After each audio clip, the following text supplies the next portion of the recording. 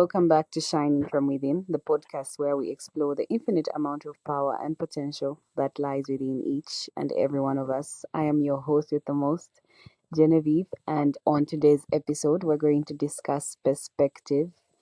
And in the studio is none other than the poet, the writer, the author. Ladies and gentlemen, our guest wears many hats. It is hard to just put him in one box. It's none other than Mr. Martin Paul, and I'll let him take over this set. Thank you. Thank you. Hello, dear listeners. Thank you, Genevieve. Good to be here. This topic called perspective is interesting in the sense that many people do not really talk about these things unless from a philosophical statement or philosophical upbringing or philosophical schooling. Let me start with philosophy. Back in the day, when philosophical teachings were on high, there was an aspect of reflection in our culture because of certain superstitious beliefs. Um, have you maybe you have heard of situations whereby someone is epileptic, has epilepsy, and then they would crucify that person because simply under assumption they think this person had a demon. It was a terrible situation, and hence the school philosophy thrived because it was an aspect of reflection, trying to assess the perspective, trying to assess the ideologies, trying to assess the culture, norms, whether they be right or wrong. Um, to come forward to today, and if I were to touch on simply ordinary life, we have optimists and pessimists and realists. You've heard of the cup which is half full, and others say it is half empty. Quite interesting. The same perspective, different perspectives in the same situation. The optimist says it's half full. The pessimist says it's half empty. The realist says, I don't even quite remember what the realist says, but yes, it's something interesting. However, we find that optimists often look at the world in light of optimism and positivity, and it seeps into every aspect of their life. It's quite interesting. You know, he or she loses a hand and says, "Well, at least I'm left with one hand." If a pessimist loses a hand, he says, "Oh no, I lost a hand." You know, it's quite interesting, just the kind of perspective on life based on beliefs, based on, for example, optimists believe that things are ever bright and everything happens for a reason and a positive reason at that. A pessimist, he often looks at the downside of the world and thinks, well, things are out to get me. Things are not cool. We live in a dangerous world and stuff. And a good thing is that people can transition from one place to another. Hopefully, they transition heavenwards into the positive and optimistic sense of things because there's too much negativity in the world, and I feel we need a lot of positivity. Going now to the media, since we speak of perspective, I think we go to the crux of the issue. In the media, we have a topic called um, agenda setting, where the media personnel can ensure that a population begins to think or talk about a certain discussion, talk about a certain topic, comment and giving valuable feedback on that topic. For example, at radio stations, a program can be made to touch a topic of, let's say, there's a bridge that needs repair, and people and maybe maybe the personnel feel like the authorities are not doing so much, and maybe they they would come up with a sensitive topic to say someone fell at the unrepaired bridge or someone nearly died, and that would frighten a lot of people and bring them up and about in arms and begin to pressure the authorities into ensuring that that thing is covered. We also have the aspect of enculturation, where the media are able to transform a culture in a certain way. Maybe they keep on showing you certain images. Maybe they keep on playing certain music to show that this part of this thing is normal.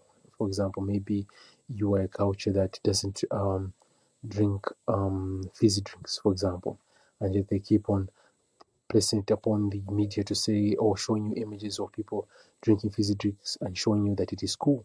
Obviously, before long, people would begin to have those fizzy drinks. I'm just giving that as an example.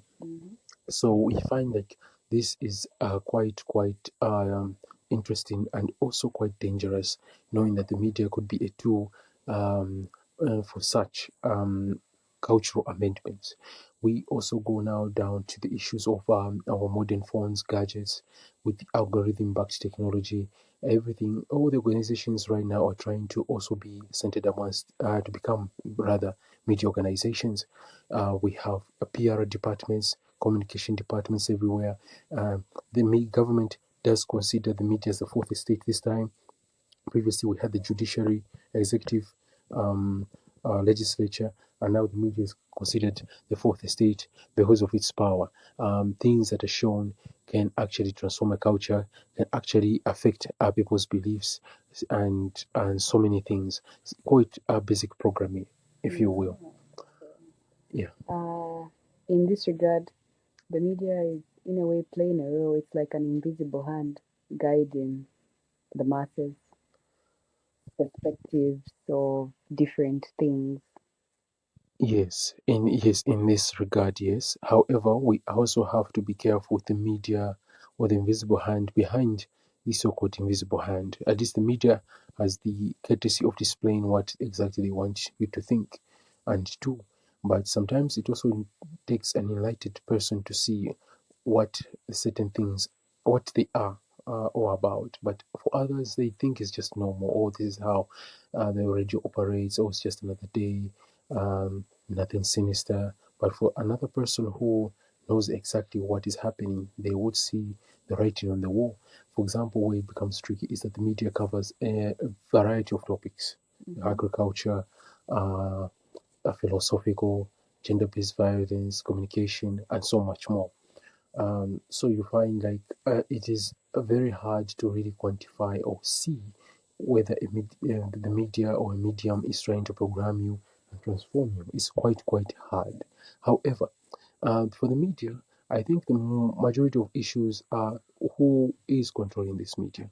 I remember there's a famous gentleman, Mr. Robert Murdoch, who owns about 60% of the media outlets in America, and it is because of him that many there's an international law banning people from owning more than one media house because he was able to influence even elections in the 201 should be 201 um, United States presidential elections, yes, by having his media houses announce the winner before the electoral commission, and yet he did not win. But by virtue of that announcement, all the media houses fell in line and announced the winner, who did not win. And there has been international outcry. And if you give that example, it does give really a worrisome picture to see, to show that the media is indeed very powerful beyond belief.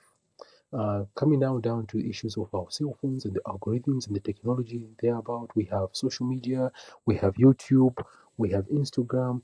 They could be, and they obviously are, certain hands behind these algorithms, preparing or programming you to show you certain things, perhaps to prepare you for something, or or change your mind about something. Perspective is so powerful in the sense like look at an issue of lawyers in the court. You often believe that this person did this crime, this person will be jailed and stuff, but a lawyer has the power with a set of laws and a set of knowledge to go and change the perspective in the courtroom. The jurors see a different side of the story, and often a very persuasive one. And henceforth there's a possibility of someone being acquitted over a crime that they did commit. I think for the perspective part now, I think it comes down to the culture. I think the problem with the media also, it has weakened us because back in the day, we were a culture that would read books, well vested in books, getting knowledge, uh, fountains of it, treasures, valuables. But this time, we are glued to the screen. Our attention has become the main commodity for huge conglomerate companies selling their products in front of your screen. Advertising has really advanced on cell phones. Oh my goodness! Oh my goodness! It's very interesting. I think for for our forefathers, this was literally seemed like magic. I think. Um, the issue is that as a culture, as we delve into our, may we say, our attention is gotten by these companies, we tend to be weakened. We have had many studies talking about dopamine depletion. We have had many studies showing like short form content is destabilizing our minds and stuff. But the problem is that when we're glued to the screen, what we see or what we hear is what we know. And Exactly. yes, that's perspective. And oftentimes, from someone who has had his foot in the media, I can tell you that usually what you see, what you hear is never the whole story, Never the whole picture. not by a long mile. Often you need to find where the premises of a situation, the genesis of a situation, going through and through for you to really understand. And many, for example, PR departments right now are well engineered into even deceiving the masses if it benefits the organization that they serve. Um, in short, the end justifies the means in this regard. So you find that perspective has become our perspective, our attention has really become a huge commodity because companies know they cannot sell if they do not portray themselves as a good brand. You find that from the logos, from the videos displayed, from the books written, from the memos written, it is usually people pleasing and hopefully that people might be in good light. However, we have had a certain worrisome situations in the past, in the recent past. And, you know, like I said, sometimes it takes for someone who's enlightened to see the writing on the wall. I feel there has been issues. I wouldn't touch on a certain topic because of the sensitivity of the war which is happening right now between two countries, but I think people will understand me. There's a war happening, for example, between these two countries. People don't like it. They're more siding on the weaker side. But when you go down to the Bible, you find that this has been an ancient war. It's The a holy war. it's a holy war of sorts. It keeps on going, and there are consequences for anyone who involves themselves or even speaks about it in that regard. So you find that people often do not do the right thing because they do not have the full picture. You're talking about a war that has lasted for almost 1,000 years, and it's easy to really forget certain things that happened, certain situations. I wouldn't really go into mentioning names, but regardless, the issue we come to find ourselves in this world right now when it comes to perspective, and I think as we near the end of this topic, is as I talked about knowledge, is the media isn't being used the way books were used. Books could transmit valuable knowledge. We would gain advantage by authors who wrote about something that or a topic that we did not understand. The media right now is poised towards entertainment, which is worrisome. Previously, I heard about a certain platform that is common right now. For the rest of the world, it's entertainment, but for the proponents, the the people who created it in their country, it's more of education. Education. Yes, and that ranks high on the algorithm. For the rest of us, what ranks high is entertainment. That is very worrisome. Why isn't it that the platform has been weaponized against the world and yet given them the advantage?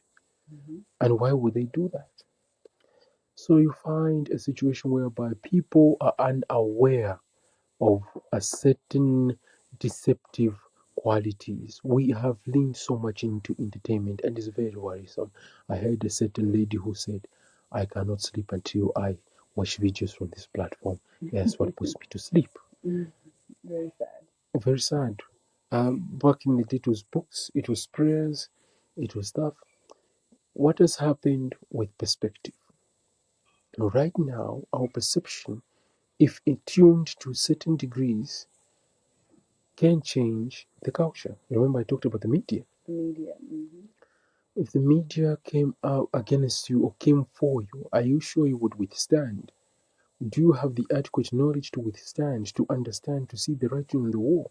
You know, the media sometimes is like the garden of that tree that Adam and Eve ate from in the Tree of knowledge. yes, it was the tree of knowledge of God, of both good and evil, and that's the part people forget. The tree is confusing, and I think it is one of the greatest weapons against a man or a woman, for that matter. You see goodness in something, you want to go for the goodness, but at the same time, this is evil, and you try to touch it, but you could get the goodness, but you could get bent by the evil, and you wouldn't even know it. It's a double-edged sword. The media, like I said, covers a broad range of topics. It's very hard sometimes to even ascertain when you're being deceived, when you're being targeted. It's near impossible to even ascertain certain situation. Um, um, Maybe may I say it this way: the various programs. Today I was listening to a program. You know, to talk about gender-based violence and issues that really are prominent in society, especially at workplaces, some workplaces and stuff. And I could see the writing on the wall. They talked about it being about being male and female could experience it, but actually the target audience were the female. Okay. Yes, so you find like, okay, why are they even saying men? Um, at the end of the day, you know, but other people wouldn't see that. But for who has had some experiences in the media, I would tell to say this is telesuited to women and to protect women. There's no need to mention men in this program, but they try to mention men just to caution, you know.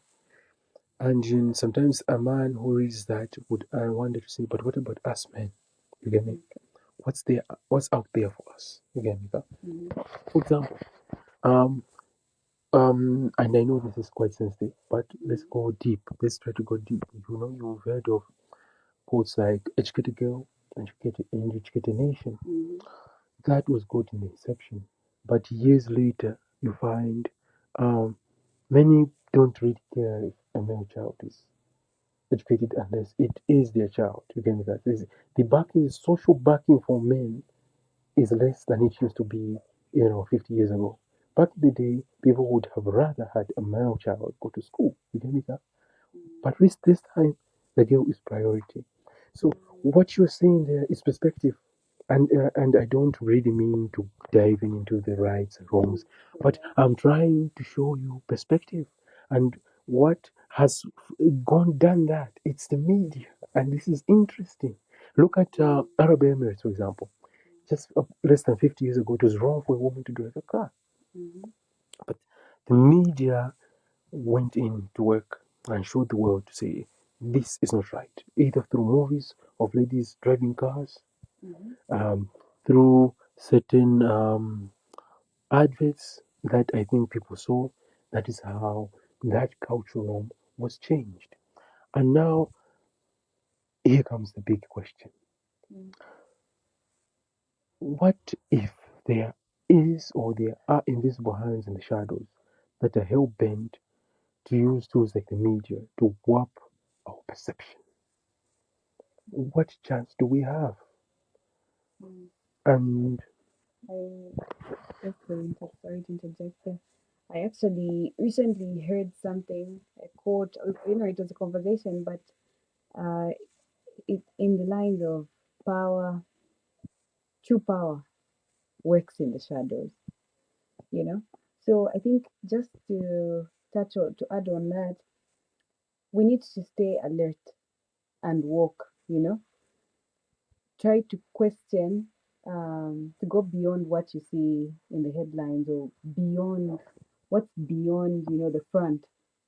Because when you begin to question things, I think it's important to question everything, even things that we hear, things that we see. Question what's the motive behind the motive, because in the long run, this is where you find somebody or somebody's working tirelessly to, as you put it, warp our perspective of things and try to drive a certain narrative. Where the perspective becomes weaponized against something or against ourselves in the long run. Where we do not see what we should see. You know, where our attention is on things that actually are fleeting, and while the real damage is being done in the background. So I think it's very important. I think the big takeaway. Well, anyway, I'll talk about the big takeaway. You can carry on. I just want I think what you've said, I wouldn't have said it any other way. With our perception being warped, it's, as you said, we really need to keep on questioning what is going on. And partly that was the reason for philosophy back in the day. We don't really get a lot of people being encouraged to do philosophical courses anymore. I do not know why, but there was a time when it was a mandatory for people to do so. Uh, Philosophy is powerful in the sense that you keep questioning things even through the lens of logic. You say, is this right? Is this really the truth? Is this decision correct?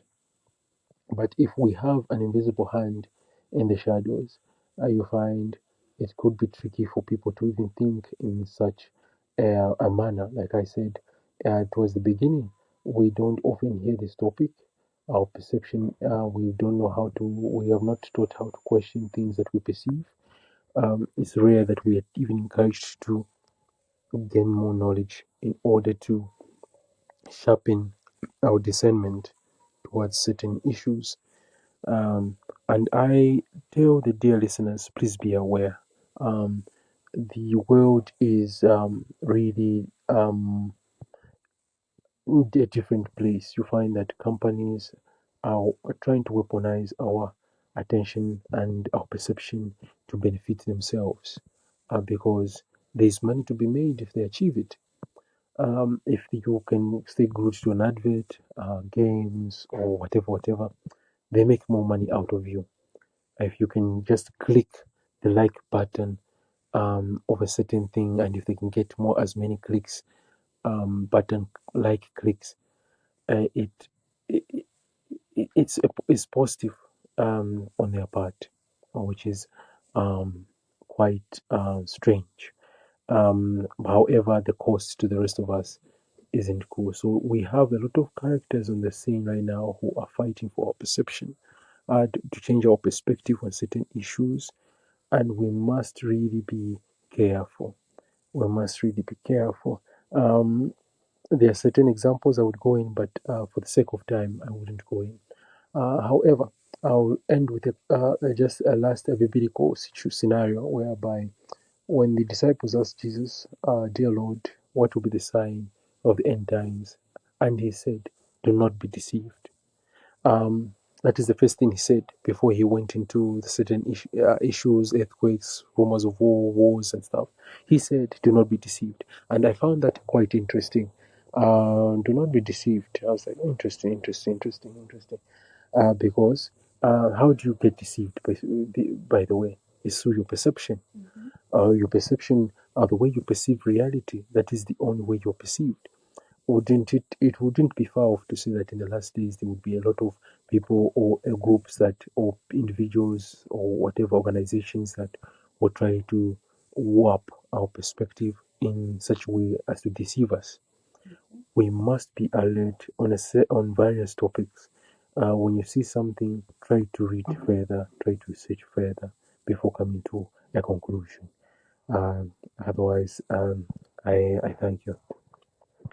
Thank you so much, Mr. Marty, for that. That is very insightful. And dear listeners, in our closing remarks, I think perspective, each person is entitled to, has a perspective of events. Might be the same thing, but we look at it in different ways. But one takeaway that everybody must know is wrong, right is right. No matter how much gloss or glitter something might have, we always have that gut feeling. We all have discernment. We all know when something is wrong, it's wrong. When something is right, it's right. And learn to question. I think as a generation, don't just take everything and anything that you hear as here. You know, you hear and you say that's the truth. No, learn to question everything. What's the motive behind this? Why is this being, you know, thrown in my face every now and then? Why is this coming up all of a sudden? Why? What is there? Is this a distraction? What is the cause of this? And what, you know, what's the implication of this in the long run? Because you know, there's a tendency when things are being thrown at you, it's only serving as a distraction for in that moment, that particular moment. But when you begin to question, like, why is this happening now? Could this be a cover up? What is going on? You know, I think perspective is a very uh, cardinal topic, and I'm glad we talked about it. And uh, in those moments, every time when anything is happening in your life, question, question everything. And I hope you're found on the right side of perspective. Thank you for tuning in. Thank you.